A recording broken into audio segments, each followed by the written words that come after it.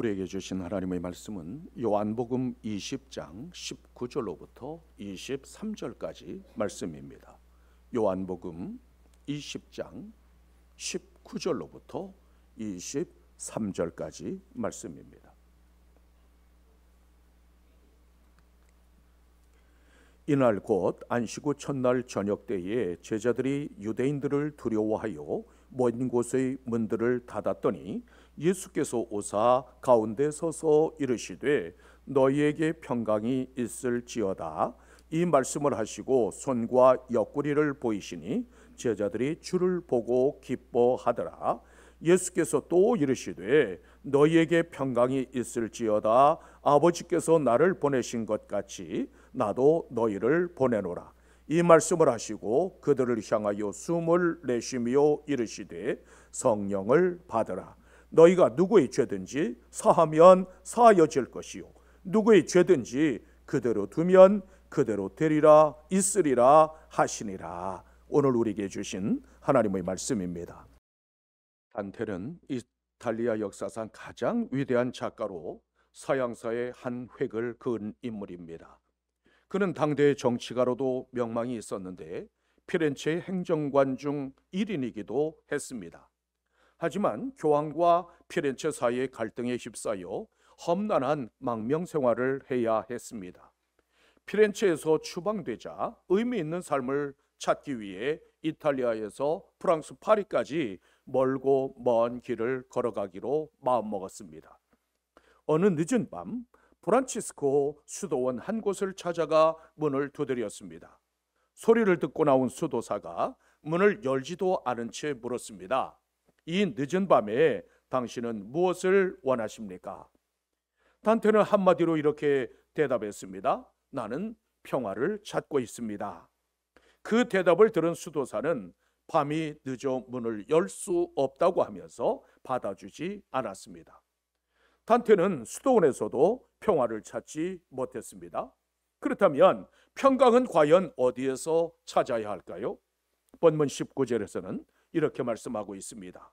이날 곧 안식 후 첫날 저녁 때에 제자들이 유대인들을 두려워하여 모인 곳의 문들을 닫았더니 예수께서 오사 가운데 서서 이르시되 너희에게 평강이 있을지어다. 여인들이 무덤에서 천사들을 만난 사실과 부활하신 그리스도를 만났다고 제자들에게 전했습니다. 그럼에도 불구하고 제자들은 모여 있던 집의 모든 문들을 닫은 채 두려움에 빠져 있었습니다. 주님께서 다시 부활하신 그 부활의 날에 누구보다 승리의 찬송을 불러야 할 제자들이었습니다. 그런데 꿈과 소망을 잃어버린 채 문을 닫아 걸었습니다. 그 이유를 성경은 두려웠기 때문이라고 말씀하고 있습니다. 이 문제는 제자들뿐만 아니라 우리도 반드시 통과해야 할 관문입니다. 우리도 지치고 피곤하고 두려워하기는 마찬가지이기 때문입니다. 그때 부활하신 주님께서는 제자들을 향하여 너희에게 평강이 있을지어다라고 말씀하셨습니다. 주님은 평강의 왕이십니다. 그러므로 그리스도를 왕으로 모신 곳에는 평강이 임합니다. 오늘도 그리스도의 평강이 우리 교회와 여러분들 가정과 우리 모두에게 임하시기를 주님의 이름으로 축원합니다. 우리가 평강을 빼앗기는 이유는 무엇일까요? 단순한 두려움이나 공포가 짓누르기 때문일까요? 아니면 인간의 연약함이나 기질적인 문제 때문일까요? 창세기 3장 9절로부터 10절에서는 이렇게 말씀하고 있습니다. 여호와 하나님이 아담을 부르시며 그에게 이르시되 내가 어디 있느냐? 이르시되 내가 동산에서 하나님의 소리를 듣고 내가 벗었으므로 두려워하여 숨었나이다. 사람은 본래 하나님과 친밀한 교제를 나누도록 만들어진 존재입니다. 따라서 에덴 동산에는 완전한 평강이 있었습니다. 그러나 죄를 범한 아담과 하와는 하나님의 음성을 듣고 그 낯을 피하여 숨을 수밖에 없었습니다. 왜냐하면 죄에 대한 심판의 공포 때문이었습니다. 하나님처럼 되고자 하는 교만과 불순종은 하나님과 원수가 되게 했고 낙원을 빼앗기고 말았습니다. 더구나 죽음을 선고받고 가시와 엉겅퀴가 나는 땅에서 피땀을 흘려야 했습니다. 아울러 원망하는 마음, 미워하는 감정을 갖게 되었습니다. 이처럼 하나님과의 관계가 깨어지면 평강과 기쁨이 사라지고 두려움에 빠지게 됩니다. 따라서 두려움에서 벗어나 평강을 얻기를 원한다면 반드시 죄 사함을 받아야 합니다. 제자들은 문을 닫아 걸었지만 두려움에 사로잡혔습니다. 예루살렘 거리에는 예수님의 제자들도 모두 잡아들일 것이라고 하는 소문이 파다했습니다. 제자들이 걸어 잠근 것은 단순히 문들만이 아니라 마음의 문에도 빗장을 질렀습니다. 마음까지 얼어붙었을 때 부활하신 예수님께서 제자들에게 찾아오셨습니다. 주님께서는 제자들을 향하여 문을 열라고 말씀하시지 않았습니다. 제자들 가운데도 그 어느 누구도 주님께 문을 열어준 사람이 없었습니다. 그런데 예수님께서는 공간의 제약을 받지 않고 신비로운 몸으로 제자들 앞에 당당히 서 계셨습니다. 우리 주님께서 다시 오시는 그날에 우리도 이처럼 신비로운 몸으로 변하게 될 것입니다. 누가복음 24장 38절에서는 이렇게 말씀하고 있습니다. 예수께서 이르시되 어찌하여 두려워하며 어찌하여 마음에 의심이 일어나느냐. 두려움과 의심의 출처는 바로 마음이었습니다. 예수 그리스도를 믿고 신앙생활을 하면서도 늘 불안해하고 두려워하는 이유는 의심하는 마음 때문입니다. 우리가 믿는 예수 그리스도는 만유의 주제이십니다. 그분께서 자신을 화목제물로 드림으로 사망 권세를 깨뜨리고 무덤 문을 여셨습니다. 따라서 그분을 구주로 믿는 우리는 두려워할 이유가 없습니다. 하지만 부활하신 예수 그리스도를 만나지 못하고 부활신앙을 소유하지 못하면 두려움과 공포에 사로잡히게 됩니다. 반면에 부활신앙은 사망을 생명으로 뒤집고 두려움과 공포를 승리와 기쁨으로 뒤집어 놓습니다. 그러므로 예수 그리스도의 부활이 반드시 나의 부활이 되게 해야만 합니다. 왜 나에게도 예수님께서 찾아오셔야 할까요? 주님께서 오시면 불안과 두려움을 평강으로 바꿔주시고 잃어버린 사명을 회복시켜 주시기 때문입니다. 요한복음 14장 27절에서는 이렇게 말씀하고 있습니다. 평안을 너희에게 주노니 곧 나의 평안을 너희에게 주노라. 내가 너희에게 주는 것은 세상이 주는 것과 같이 아니하니라. 너희는 마음에 근심하지도 말고 두려워하지도 말라. 예수 그리스도를 떠나서는 누구도 진정한 평안을 소유할 수 없다는 말씀입니다. 따라서 그 예수 그리스도 안에 거할 때 세상이 알 수 없는 성령님의 대조하심과 평강을 누리게 됩니다. 그렇다면 주님께서 주시는 평안은 어떤 평안일까요? 그것은 십자가와 부활을 통해서 주시는 평안입니다. 불안과 두려움이 찾아오는 근본적인 이유는 하나님과의 단절 때문입니다. 그런데 주님께서 십자가를 통해서 막힌 담을 허시고 누구든지 예수 그리스도를 믿는 자는 하나님과 화목하게 하셨습니다. 아울러 주님께서 죽은 자 가운데서 다시 살아나심으로 그리스도의 부활이 나의 부활이 되게 했습니다. 부활신앙의 핵심은 하나님과 사람 사이의 화목으로 오는 평강입니다. 따라서 예수 그리스도의 부활은 모든 인생들에게 평강과 소망을 가져다 줍니다. 부활하신 주님께서는 두려움에 떨고 있는 제자들에게 못 박힌 손과 옆구리를 그 창에 찔린 옆구리를 보여주셨습니다. 제자들은 예수님의 그 십자가 고난의 흔적을 보고 나서야 기뻐했습니다. 왜 주님께서는 평강을 말씀하셨을까요? 당시 제자들에게 가장 필요한 것이 바로 그리스도의 평강이었기 때문입니다. 주님의 말씀 한마디에 제자들의 모든 죄가 용서되었고 두려움과 떨림이 눈 녹듯이 사라졌습니다. 의심의 안개가 걷히고 부활의 소망을 바라보게 되었습니다. 이처럼 주님께서 주신 평강은 단순한 인사 샬롬이 아니라 완전하고 영원한 하늘의 평강입니다. 혹시 두려움이나 걱정과 염려와 걱정거리가 있으십니까? 아직도 절망의 늪, 사망의 늪에 빠져 계십니까? 이 시간 부활하신 예수 그리스도께서 우리에게 오셔서 번명하게 말씀하십니다. 너희에게 평강이 있을지어다. 그러므로 세상에서 평강을 구하지 말고 오직 예수 그리스도의 십자가와 부활을 통해 오는 평안을 구하는 여러분들이 되십시오. 부활신앙을 소유하면 하늘로부터 내려오는 평안을 누리게 됩니다. 그러므로 주님께서 주시는 부활의 기쁨과 평강을 소유하고 나아가는 여러분들이 되시기를 주님의 이름으로 축원합니다. 어떻게 하면 그리스도의 평강을 누릴 수 있을까요? 먼저 우리 안에서 사명의식이 부활해야만 합니다. 본문 21절에서는 이렇게 말씀하고 있습니다. 예수께서 또 이르시되 너희에게 평강이 있을지어다. 아버지께서 나를 보내신 것 같이 나도 너희를 보내노라.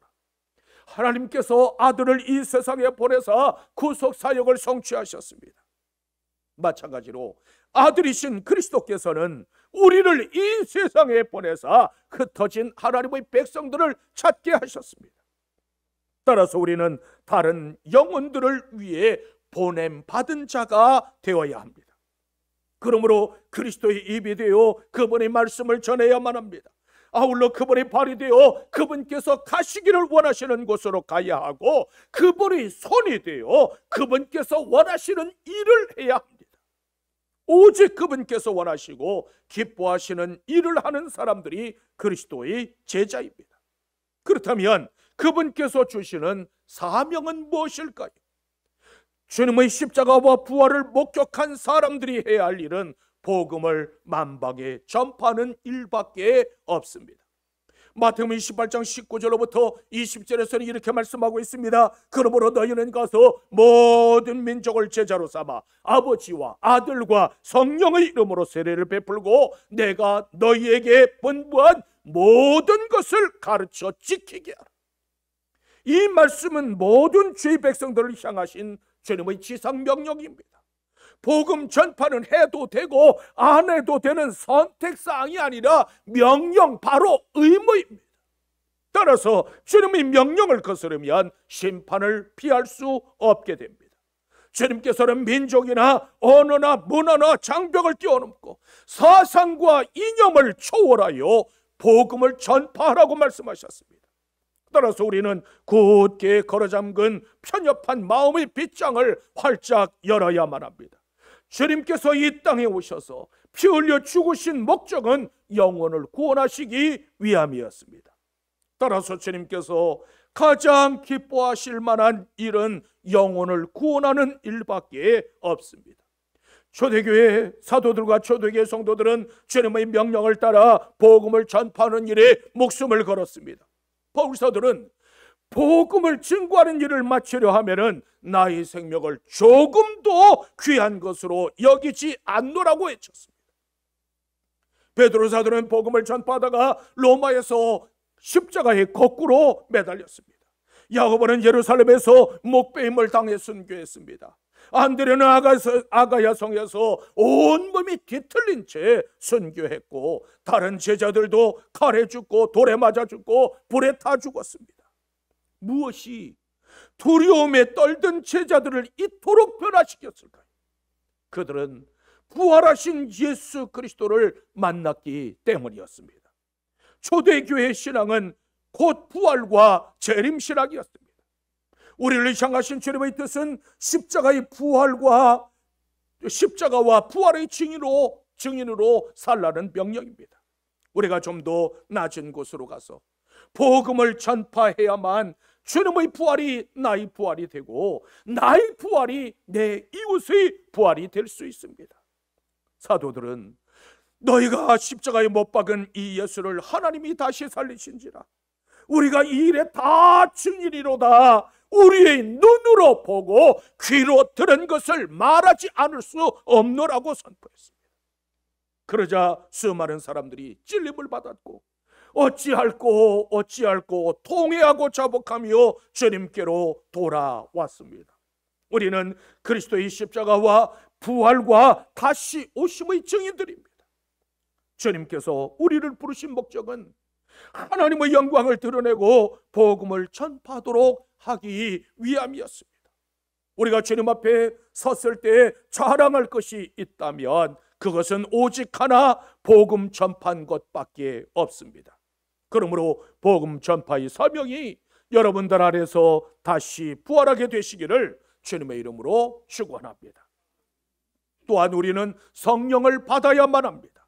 본문 22절에서는 이렇게 말씀하고 있습니다. 이 말씀을 하시고 그들을 향하사 숨을 내쉬며 이르시되 성령을 받으라. 십자가와 부활과 재림의 증인이 되고 예수 그리스도의 복음을 전파하려면 반드시 성령을 받아야 합니다. 왜냐하면 복음 전파는 성령의 도우심이 없이는 결코 감당할 수 없는 일이기 때문입니다. 예수님께서는 숨을 내쉬셨습니다. 그렇다면 예수님께서 내신 숨은 도대체 어떤 숨이었을까요? 창세기 2장 7절에서는 이렇게 말씀하고 있습니다. 여호와 하나님이 땅의 흙으로 사람을 지으시고 생기를 그 코에 불어넣으시니 사람이 생명이 되리라. 숨을 내쉬셨다고 하는 이 말과 생기를 불어넣었다고 하는 말이 같은 말입니다. 생기는 숨, 즉 호흡을 가리킵니다. 하나님께서 생명의 숨결을 불어넣으시자 살아있는 존재가 되었습니다. 따라서 사람은 다른 피조물들과 달리 하나님을 떠나서는 생명을 누릴 수 없는 존재들입니다. 왜냐하면 사람의 생명은 하나님으로부터 나왔기 때문입니다. 그런데 사람이 하나님을 떠남으로 하나님의 숨결을 잃어버리고 말았습니다. 하나님의 생기를 잃어버린 사람은 결국 흙덩이만 남습니다. 그런데 생기의 주인이신 예수님께서 다시 제자들에게 찾아오시며 숨을 내쉬며 성령을 받으라고 말씀하셨습니다. 왜 우리는 성령을 받아야 할까요? 로마서 8장 9절에서는 이렇게 말씀하고 있습니다. 만일 너희 속에 하나님의 영이 거하시면 너희가 육신에 있지 아니하고 영에 있나니 누구든지 그리스도의 영이 없으면 그리스도의 사람이 아니니라. 그리스도의 영이 없는 사람은 그리스도의 사람이 아니라고 했습니다. 그러므로 우리 심령 속에 그리스도의 영이 계시는가를 늘 살펴보아야만 합니다. 그뿐만 아니라 하나님의 영이 나를 지배하고 그리스도의 영이 나를 다스리고 주장하고 계시는가를 늘 확인해야만 합니다. 하나님의 자녀들에게 성령은 생기와 같습니다. 주님께서는 승천하시기 전에 예루살렘을 떠나지 말고 아버지께서 약속하신 것을 기다리라고 말씀하셨습니다. 누구든지 승리하기를 원한다면 반드시 성령님과 함께 해야만 합니다. 성령님의 인도하심을 받는 사람은 그 안에 생기가 있습니다. 에스겔 37장 9절에서는 이렇게 말씀하고 있습니다. 생기야 사방에서부터 와서 이 죽음을 당한 자에게 불어서 살아나게. 하나님의 생기가 불어닥치자 사망의 자리에서 일어났습니다. 절망의 자리, 죽음의 자리, 두려움의 자리, 실패의 자리에서 일어나게 됩니다. 하나님의 숨을 마셔야만 우리도 살고 교회도 살고 내 가정도 살 수 있습니다. 하나님의 숨을 마실 때 성령의 바람이 일어납니다. 성령님께서 임하시면 예수 그리스도가 하나님의 아들이시라고 하는 사실을 고백하게 됩니다. 거듭남과 구원은 성령의 역사입니다. 예수님의 십자가가 나의 십자가가 되고 예수님의 부활이 나의 부활이 되게 하도록 역사하시는 분이 성령님이십니다. 하나님의 은총이 나의 은총이 되고 하나님의 나라가 나의 천국이 되도록 역사하시는 그분이 바로 성령님이십니다. 성령님께서는 연약한 자를 강하게 하시고 평강으로 충만하게 하십니다. 성령님께서는 슬픈 자를 위로하고 기쁘게 하시며 가난한 자를 부하게 하십니다. 성령님께서는 어리석은 사람을 지혜롭게 만들고 교만한 사람을 겸손하게 만들어 주십니다. 성령님께서는 두려움과 공포에 질린 자들에게 평강을 허락해 주십니다. 성령님은 도망치는 비겁한 자들을 사도와 순교자로 만들어 주셨습니다. 따라서 승리하는 삶을 원한다면 반드시 성령님의 인도하심을 받아야 합니다. 성령님의 인도하심이 있어야만 십자가와 부활의 증인이 될 수 있습니다. 그러므로 성령의 바람이 임하고 하나님의 생기, 하나님의 숨으로 충만하게 되시기를 주님의 이름으로 축원합니다. 또한 우리는 용서와 사랑의 마음을 회복해야만 합니다. 본문 23절에서는 이렇게 말씀하고 있습니다. 너희가 누구의 죄든지 사하면 사하여질 것이요 누구의 죄든지 그대로 두면 그대로 되리라. 죄를 사하는 권세는 오직 천지 만물을 지으시고 다스리시는 하나님께 있습니다. 따라서 사람은 다른 사람의 죄를 용서하거나 정죄할 자격이 없습니다. 아울러 누군가의 죄를 사한다고 그 죄가 용서되는 것도 아닙니다. 그렇다면 오늘 본문에서와 같이 누구의 죄든지 사하면 사하여질 것이요 누구의 죄든지 그대로 두면 그대로 되리라고 말씀하시는 이 말씀의 진정한 의미는 어디에 있을까요? 용서한다고 하는 말은 기본적으로 보내버린다는 뜻입니다. 따라서 우리가 누군가를 용서한다는 것은 그와 관련된 모든 것들을 기억의 저편으로 보내버린다는 뜻입니다. 이것이 진정한 용서요 세상을 이길 수 있는 유일한 방법입니다. 우리가 사는 이 시대의 모든 갈등과 다툼에 대한 해답도 역시 용서에 있습니다.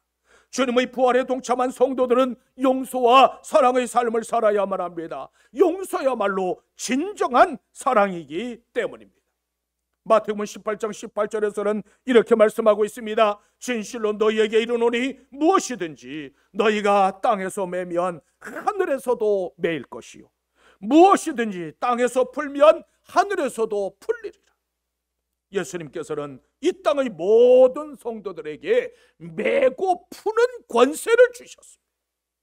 부활의 죄인된 우리는 이해하고 용서하고 사랑함으로 저주받은 인생을 저주에서 풀어줄 수 있는 사람들이 되어야 합니다. 그뿐만 아니라 질병에 묶여있는 자들의 질병을 풀어주고 욕심에 묶여있는 자들을 그 욕심에서 풀어주어야만 합니다. 우리에게 누군가를 얽매고 미워하고 저주할 권세는 없지만 사랑하고 용서하고 풀어줄 수 있는 권세는 있습니다. 용서하는 마음이 없으면 하나님의 능력이 나타나지 않습니다. 에베소서 4장 32절에서는 이렇게 말씀하고 있습니다. 서로 용서하기를 하나님이 그리스도 안에서 너희를 용서하심과 같이 하라. 새 사람을 입은 성도는 비록 자기에게 상처를 입히는 원수 같은 사람이라 할지라도 용서하고 불쌍히 여겨야만 합니다. 사실 용서는 우리의 본성으로서는 도저히 할 수 없는 일입니다. 하나님의 용서를 경험해야만 용서할 수 있습니다. 따라서 하나님으로부터 받은 용서를 생각하라고 말씀하고 있습니다. 하나님께서는 원수된 우리를 용서하시려고 아들을 십자가에 매달았습니다. 누군가 나에게 상처를 입히고 모욕하고 마음을 아프게 한다면 십자가를 통해서 보여주신 하나님의 그 용서를 생각하십시오. 먼저 자신에게 용서를 선포하고 남편에게, 아내에게, 자녀에게, 형제에게, 이웃에게 용서를 선포하십시오. 주님께서 나를 용서하신 것처럼 나도 당신을 용서합니다. 주님께서 나를 사랑하신 것처럼 나도 당신을 사랑합니다. 주님께서 나를 축복하신 것처럼 나도 당신을 축복합니다. 용서하는 마음, 사랑하는 마음을 회복해야만 주님께서 주시는 평강과 성령이 나의 것이 됩니다. 용서와 사랑은 나를 치유하고 이웃을 치유하는 능력이 됩니다. 요즘 세상은 온통 갈등과 다툼과 분열로 치닫고 있습니다. 4월 10일이 지나서 4월 11일은 오지 않을 것처럼 그와 같이 대치와 갈등으로 지금 신음하고 있는 상황입니다. 여러분들 안에 그리스도의 평강이 임하기를 주님의 이름으로 축원합니다. 또한 여러분들에게 임한 그 그리스도의 평강을 고통당하고 신음하는 이 땅을 향해서 선포할 수 있는 여러분들이 되시기를 주님의 이름으로 축원합니다. 로마에는 70여 개의 카타콤이 있는데 거미줄처럼 얽힌 갱도의 길이를 모두 합치면 100km 정도가 넘는다고 말합니다. 로마 성곽 아피아 가도를 따라서 10여 분 정도 가다 보면 성 칼리스토 카타콤을 만날 수 있습니다. 마치 초대교회 성도들이 손을 들고 어서 오라고 환영하는 것처럼 아름다운 사이프러스 나무들이 줄지어 서서 기다리고 있습니다. 카타콤은 초대교회 성도들이 박해를 피해서 숨었던 곳이자 부활을 기다리며 잠든 곳이기도 합니다. 초대교회 성도들의 신앙은 그리스도의 부활과 재림에 집중되어져 있었습니다. 초대교회 성도들은 부활하신 그리스도를 믿었고 장차 다시 오실 그리스도를 믿었습니다. 그분들은 그리스도께서 부활할 것을 확실히 믿었기 때문에 그곳에서 죽어갈 수 있었습니다. 우리가 그리스도의 부활을 나의 부활로 믿는다면 두려워할 것이 없습니다. 스데반은 돌에 맞아 죽는 그 순교의 현장에서도 평안을 경험했습니다. 성령 충만한 스데반은 하나님의 영광과 예수 그리스도께서 하나님 보좌 우편에 서신 것을 바라보았습니다. 이것이 거듭난 그리스도인들이 주님을 따라가는 길입니다. 초대교회 성도들은 사자밥이 되고 불에 태워지면서도 아름다운 찬양으로 하나님께 영광을 돌려드렸습니다. 비록 사자밥이 되지만 그들은 그 부활신앙으로 믿음을 지켰습니다. 박해자들이 발견한 것은 죽어가면서도 웃고 있는 초대교회 성도들의 모습이었습니다. 그분들은 하나님의 나라에 들어가게 될 것이라는 확신으로 끔찍한 죽음조차 기쁨으로 받아들였습니다. 이처럼 부활신앙은 사망을 생명으로 뒤집는 신앙입니다. 저주와 실패와 아픔과 두려움을 축복과 승리와 기쁨과 평강으로 뒤집는 것, 그것이 바로 부활신앙입니다.